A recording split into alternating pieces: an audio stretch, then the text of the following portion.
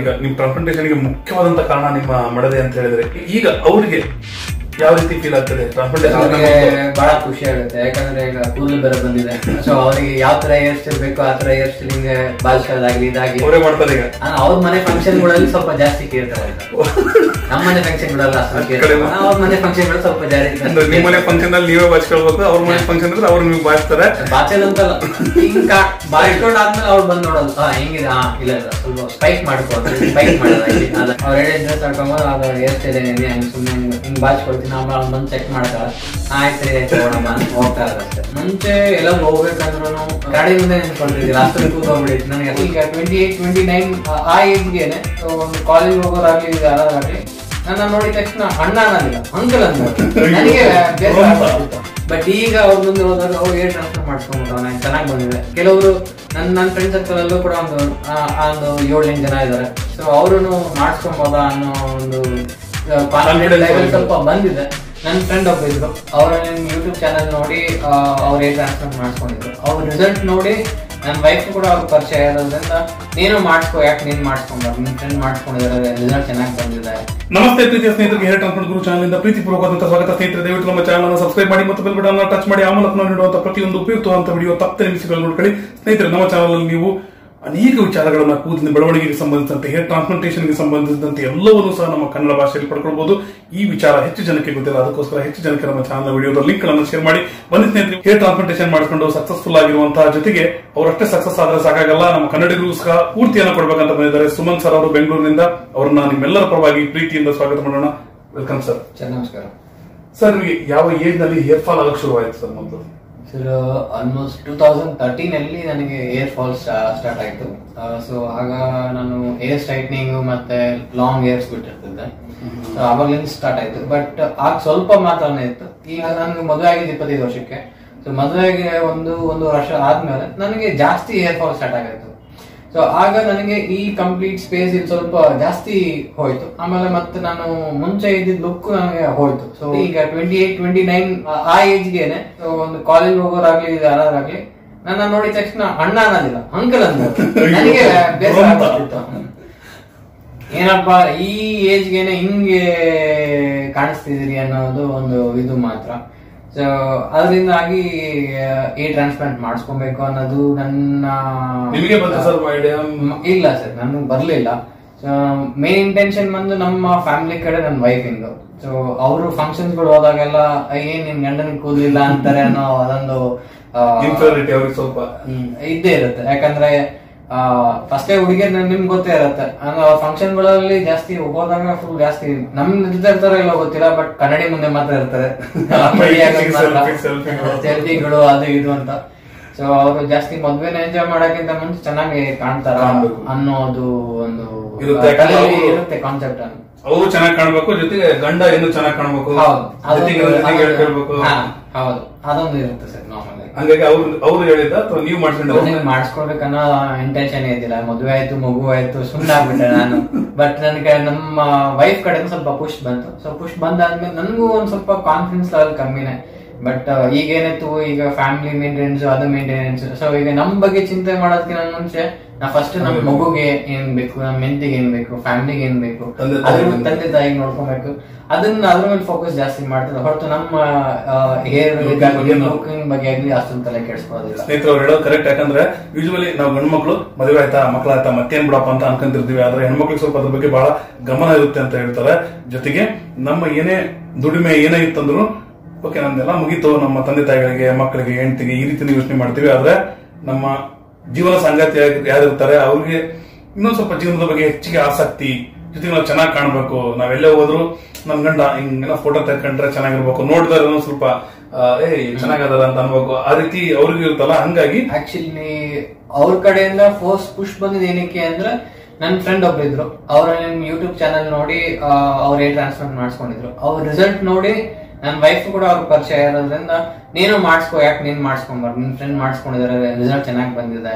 So ಅಂತ ಹೇಳಿ ಒಂದು ಪುಷ್ ಕೊಟ್ರು. ಸೊ ಅದನ್ನ ಬಜೆಟ್ ಪ್ರಾಬ್ಲಮ್ ಇರುತ್ತೆ, ಕೆಲವರು ಥಿಂಕ್ ಮಾಡ್ಕೊಳ್ತಾರೆ. ಬಟ್ ನನಗೂ ಬಜೆಟ್ ಪ್ರಾಬ್ಲಮ್ ಇತ್ತು. ನಾನು ಈಗ ಒಂದು 5 months ವೇಟ್ ಮಾಡಿದೆ, 6 months ವೇಟ್ ಮಾಡಿದೆ, 7 months ವೇಟ್ ಮಾಡಿ ಪ್ಲಾನ್ ಮಾಡ್ಕೊಂಡು ನನಗೆ ಆಲ್ಮೋಸ್ಟ್ ಒಂದು 45,000 to 50,000 rupees ಆಗಿದೆ. ಅಂದ್ರೆ ಟ್ರಾನ್ಸ್ಪ್ಲಾಂಟೇಷನ್ ಮತ್ತೆ ಅಡಿಷನಲ್ ಮೇಂಟೆನೆನ್ಸ್ ಖರ್ಚಾಗಿದೆ. ಬಹಳ ಮುಖ್ಯ. ಟ್ರಾನ್ಸ್ಪ್ಲಾಂಟೇಷನ್ ಅಷ್ಟೇ ಚಾರ್ಜ್ ಅಲ್ಲ, ಟ್ರಾನ್ಸ್ಪ್ಲಾಂಟೇಷನ್ ಆದ್ಮೇಲೆ ಮೇಂಟೆನೆನ್ಸ್ ಏನೇನ್ ಬೇಕು, ಏನೇನ್ ಖರ್ಚಾಗುತ್ತೆ, ಒಂದು ಚಿಕ್ಕ ಟ್ಯಾಬ್ಲೆಟ್ ಇಂದ ಹಿಡಿದು, ಚಿಕ್ಕ ಟೆಸ್ಟ್ ಇಂದ ಹಿಡಿದು, ಒಂದು ಚಿಕ್ಕ ಚಿಕ್ಕ ಟ್ರೀಟ್ಮೆಂಟ್ ಏನೇ ಇರಲಿ, PRP, PRFM, ಇನ್ನೊಂದು ಮತ್ತೊಂದು ಏನೇ ಇದ್ರು ಎಲ್ಲದೂ ಸೇರಿ ಅದಕ್ಕೂ ಸಹ ಎಷ್ಟಾಗುತ್ತೆ ಅಂತ ಯೋಚನೆ ಮಾಡಿ ನಂತರ ನಾವು ಫೈನಲ್ ಮಾಡೋದು ಬಹಳ ಮುಖ್ಯ. ಹಾಗಾದಾಗ ಮಾತ್ರ ನಮಗೂ ಸ್ವಲ್ಪ ಕಾನ್ಫಿಡೆನ್ಸ್ ಇರುತ್ತೆ. ಜೊತೆಗೆ ನೆಕ್ಸ್ಟ್ ಸೆಷನ್ ಹೋದಾಗ ಎಷ್ಟು ದುಡ್ಡು ಕೇಳ್ತಾರೋ ಏನೋ ಅಂತ ನಾವು ಕನ್ಫ್ಯೂಷನ್ ಇರೋದಕ್ಕಿಂತ, ಯಾಕಂದ್ರೆ ಆನೆ ಬರ ಆನೆಗೆ, ಇರುವೆ ಬರ ಇರುವೆಗಂತಲ್ಲ, ಹಂಗೆ ನಾವು ಶ್ರೀಮಂತರ ಇರ್ಲಿ, ಬಡವರ ಇರ್ಲಿ, ಮಿಡಲ್ ಕ್ಲಾಸ್ ನಲ್ಲಿ ಇರ್ಲಿ, ಯಾವುದೇ ಕ್ಲಾಸ್ ನಾಗ ಇದ್ರೂ ಸಹ ನಮ್ಮ ಕಮಿಟ್ಮೆಂಟ್ಸ್ ಗಳು ನಮಗೆ ಇದ್ದೇ ಇರ್ತವೆ. ಹಂಗಾಗಿ ಎಲ್ಲದೂ ಸಹ ನೋಡಿ ನಂತರ ನಾವು ಫೈನಲ್ ಮಾಡೋದು ಬಹಳ ಅಂದ್ರೆ ಬಹಳ ಉತ್ತಮ. ಹಾಗಾಗಿ ಇವರು ಸಹ ಇದನ್ನೇ ಮಾಡಿದ್ದಾರೆ. ಸರ್ ನಿಮಗೆ ಪ್ಲಸ್ ಇನ್ನೊಂದು ಹೇಳಕ್ ಇಷ್ಟಪಡ್ತೀನಿ ಸರ್, ನೀವು ನೆಕ್ಸ್ಟ್ ಕ್ವಶನ್ ಕೇಳೋಕ್ಕಿಂತ ಮುಂಚೆ, ನಾನು ಒಂದೇ ಸಲ ಪೇಮೆಂಟ್ ಮಾಡ್ಲಿಲ್ಲ, ನಾನು 3 payments ಮಾಡಿದ್ದೆ. EMI ಮಾಡಿಲ್ಲ, ಆಸ್ಪತ್ರೆ ಹತ್ರ ಕಮಿಟ್ಮೆಂಟ್. ಅಂದ್ರೆ ನಾನು ಫಸ್ಟ್ ಈಗ ಬಂದು ಎಂಕ್ವೈರಿ ಮಾಡ್ಕೊಂಡು ಹೋದ. ಸೊ ಎಂಕ್ವೈರಿ ಮಾಡ್ಕೊಂಡು ಹೋದಾಗ ನಾನು ಈಗ 3 payments ಮಾಡ್ತೀನಿ. ಅಂದ್ರೆ ಫಸ್ಟ್ 2 payments ಆದ್ಮೇಲೆ ನನಗೆ ನೆಕ್ಸ್ಟ್ ಟ್ರಾನ್ಸ್ಪ್ಲಾಂಟ್ ಮಾಡುದು. ಅಂದ್ರೆ ಈಗ ಒಂದೇ ಸಲ ಪೇಮೆಂಟ್ ಮಾಡೋ ಅವಶ್ಯಕತೆ ಏನಿಲ್ಲ. ಸೊ ಬಂದೆ, ಫಸ್ಟ್ ಎಂಕ್ವೈರಿ ಮಾಡ್ಕೊಂಡೆ, ಆಗ ಸ್ವಲ್ಪ ಅಮೌಂಟ್ ಕೊಟ್ಟಿದ್ದೆ. ನೆಕ್ಸ್ಟ್ ಟೈಮ್ ಬಂದಾಗ ಏನಾಯ್ತದ, ನನಗೆ ಹೇರ್ಸ್ ಹೆಂಗಿದೆ ಅಂತೆಲ್ಲ ಚೆಕ್ ಅನಲೈಸ್ ಮಾಡ್ತಾರೆ. ಅನಲೈಸ್ ಮಾಡಾದ್ಮೇಲೆ ನೆಕ್ಸ್ಟ್ ಅದೊಂದು ಸ್ವಲ್ಪ ಅಮೌಂಟ್ ಪೇ ಮಾಡಿದೆ. ನೆಕ್ಸ್ಟ್ ಅದಾದ್ಮೇಲೆ ಥರ್ಡ್ ಮೀಟಿಂಗ್ ಬಂದಾಗ ನನಗೆ ಟ್ರಾನ್ಸ್ಫರ್ ಆಯ್ತು, ಅವಾಗ ಫುಲ್ ಅಮೌಂಟ್ ಪೇ ಮಾಡಿದೆ. ಸರ್ ನಿಮಗೆ ಟ್ರಾನ್ಸ್ಪ್ಲಾಂಟೇಷನ್ ಮಾಡಿ ಎಷ್ಟು ತಿಂಗಳು? ಆಲ್ಮೋಸ್ಟ್ 7.5 months ಆಗಿದೆ. 7.5 months ಇದ್ರೆ 7.5 month ನ ರಿಸಲ್ಟ್ ಅನ್ನ ಈಗ ನೋಡಿ. ಈಗಾಗಲೇ 5 ಸಾರಿ ಇವರು ಕಟಿಂಗ್ ಮಾಡಿಸ್ಕೊಂಡಿದ್ದಾರೆ. ಸ್ನೇಹಿತರೆ, ಮೊದಲು ಇಲ್ಲಿ ನೋಡಿ, ಫಸ್ಟ್ ಈಗ ಹೇರ್ ಲೈನ್ ನೋಡ್ಕೊಂಡು ಹೋಗ್ಬಿಡೋಣ. ಈ ಕಡೆ ಸಹ ಅವರು ತಗೊಂಡಿದ್ದಾರೆ, ಇಲ್ಲಿ ಸ್ವಲ್ಪ ಗ್ರಾಫ್ಟ್ ಹಾಕಿದ್ದಾರೆ. ಜೊತೆಗೆ ಹೇರ್ ಲೈನ್ ನೋಡಿ ಎಷ್ಟು ನ್ಯಾಚುರಲ್ ಆಗಿ ಬಂದಿದೆ. ಜೊತೆಗೆ ಈ ಕಡೆ ಸಹ ಈ ರೀತಿ ಕರು ರೀತಿ ತಗೊಂಡಿದ್ದಾರೆ. ಜೊತೆಗೆ ಇಲ್ಲಿ ನೋಡಿ ಸೂಪರ್ ಸೇ ಉಪರ್ ಸ್ವಲ್ಪ ಟ್ರಿಮ್ ಮಾಡಿದ್ದೀನಿ, ಸ್ಟೈಲ್ ಇರಲಿ ಅಂತ. ಸ್ಟೈಲ್ ಟ್ರಿಮ್ ಮಾಡಿದ್ರೆ ಇಲ್ಲಿನೂ ಕೂದಲೈತೆ, ಅದು ನ್ಯಾಚುರಲ್. ಓಕೆ, ನಂತರ ನೋಡಿ ಸ್ನೇಹಿತರೆ, ಇಲ್ಲಿ ಇವ್ರನ್ನು ಟ್ರಿಮ್ ಮಾಡಿದ್ದಂತ ಕೂದಲಿದ್ದು. ಟ್ರಿಮ್ ಮಾಡಿಲ್ಲ ಅಂದ್ರೆ ಇದು ಇನ್ನೂ ಸಹ ಅದ್ಭುತವಾಗಿ ಕಾಣುತ್ತೆ. ನಾನು ಫುಲ್ ಕೂದಲನ್ನ ಈ ರೀತಿ ಮಾಡಿ ಮಾಡಿ ತೋರಿಸ್ತಿದ್ದೀನಿ, ನಿಮಗೆ ಪಕ್ಕ ರಿಸಲ್ಟ್ ಗೊತ್ತಾಗ್ಲಿ ಅಂತ.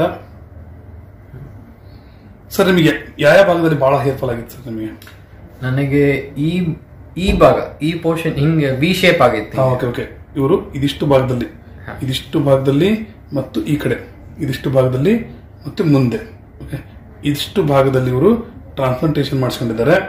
ಈ ಮಾಡಿಸ್ಕೊಂಡಿರೋಂತ ಭಾಗದಲ್ಲಿ ಕೂದಲು ಚೆನ್ನಾಗಿ ಬೆಳೆದಿದೆ. ಜೊತೆಗೆ ಹಿಂದ್ಗಡೆ ಕೂಡ ಈ ಪೋರ್ಷನ್, ಇಷ್ಟು ಪೋರ್ಷನ್ ಇದೆಯಲ್ಲ, ಸೊ ಇಲ್ಲಿ ನನಗೆ ಜಾಸ್ತಿ ಹೇರ್ ಫಾಲ್ ಆಗಿತ್ತು. ಇಲ್ಲಿನೂ ಬಹಳ ಚೆನ್ನಾಗಿ ಕವರ್ ಆಗೈತೆ. ಇಲ್ಲಿ ಕವರ್ ನೋಡಿ, ಚಿಕ್ಕ ಚಿಕ್ಕ ಕೂದಲು ಇದಾವೆ, ಇಷ್ಟು ಕವರ್ ಆಗೈತೆ. ಫುಲ್ ಏನಾರ ಕೂದಲು ಬಂತಂದ್ರೆ ಇದು ಈಗ ಎಷ್ಟು ರಿಸಲ್ಟ್ ಕಾಣುತ್ತೆ, ಇದಕ್ಕಿಂತ ಅದ್ಭುತವಾದಂತ ರಿಸಲ್ಟ್ ಕಾಣುತ್ತೆ.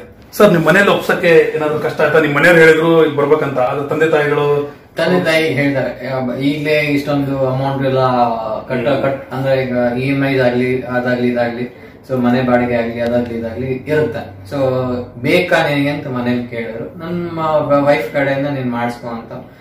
ಸುತ್ತಮುತ್ತ, ಯಾಕಂದ್ರೆ ಸರ್, ಈಗ ಪೇರೆಂಟ್ಸ್ ಅದಕ್ಕೆ ಹೇಳ್ತಿರ್ತಾರೆ ಅಂದ್ರೆ, ಒಂದೇದು ದುಡ್ಡಿಂದು ಇರ್ಬೋದು, ಅದಕ್ಕಿಂತ ಮೊದಲು ಏನಂದ್ರೆ ಅವ್ರು ನಮ್ಮ ಹತ್ರ ಹೇಳ್ದೇ ಇರ್ಬೋದು, ಏನಂದ್ರೆ ಏನಾರ ಆಗ್ಬಿಟ್ರೆ ಹಂಗೆ ತಲೆಗೆ ಮಾಡೋಂಥದ್ದು ಪ್ರೋಸೆಸ್. ಅದೊಂದು ಭಯ ಬೇರೆ ಆಯ್ತು.